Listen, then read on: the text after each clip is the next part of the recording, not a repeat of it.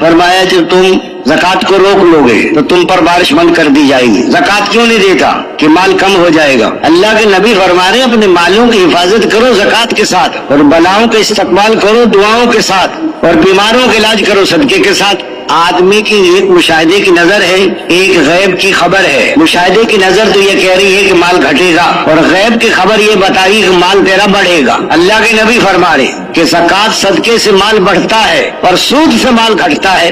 آج دوستوں مشاہدے کی نظر کا یقین نکالنا ہے اور غیب کی خبر کا یقین دلوں میں لانا ہے۔ ناپ تول میں کمی کریں گے، قحط مشقت اور ظالم بادشاہ مسلط ہو جائیں گے۔ ناپ تول میں کمی تاجر کریں گے، قحط مشقت ظالم بادشاہ سب پر مسلط ہوں گے، صرف تاجروں پہ نہیں ہوں گے۔ کیوں کم تولتا ہے؟ کہ مال بچ جائے گا۔ قحط مشقت ظالم بادشاہ۔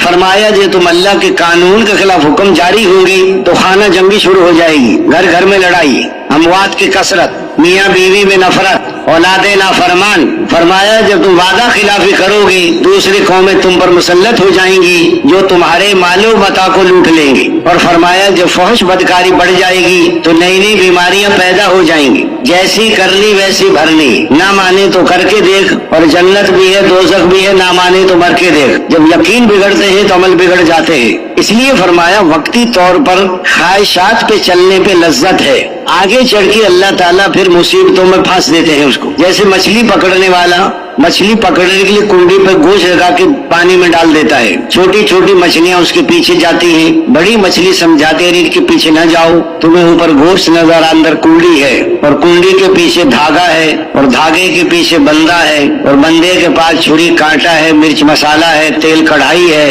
جب تو کھائے گی جھٹکا دے کے تیرے گلے میں پھانس دے گا، پھر تو تڑپے گی، چھری کانٹے سے کاٹے گا، مرچ مسالہ لگائے گا، تیل کڑھائی میں بھونے گا، اور 32 دانتوں کے نیچے چبا کے تیری ہڈیاں کتے کے سامنے پھینکے گا۔ بڑی مچھلی تو تجربے کار تھی، وہ سمجھا کے چلی گئی، اور ان کے منہ میں پانی آ رہا تھا چھوٹی چھوٹی مچھلیوں کے دیکھ کر۔ اس کو قریب گئی تو کھایا تو مزہ بہت آیا، کھاتے کھاتے کنڈی اندر گئی، باہر والے نے جھٹکا دے کے گلے میں پھنسا دیا، اب تڑپ رہی ہے۔ اب بندہ بھی دیکھا، چھری کانٹا بھی، مرچ مسالہ بھی، تیل کڑھائی بھی، وہ تو پھر سب نظر آ گیا۔ جب موت کا جھٹکا لگے گا پھر سب کچھ نظر آ جائے گا، اس وقت کا نظر آنا بیکار۔ موت پر تو سبھی مسلمان ہو جاتے ہیں، فرعون بھی مان لے آیا۔ یہ تو اس سے ہے ایمان والوں، موت سے پہلے پہلے موت کی تیاری کر لوں، جب موت کا وقت آ جاتا ہے تو ہرگز مہلت نہیں ملتی۔ پھر آدمی کہتا میں توبہ کر لیتا، میں زندگی بدل لیتا، میں صدقہ دے دیتا، میں خیرات کر دیتا، میں اچھے عمل کر لیتا، اب پچھتائے کیا ہو جب چڑیا چگ گئی کھیت۔ یہ مال و متاع کی مشغولی،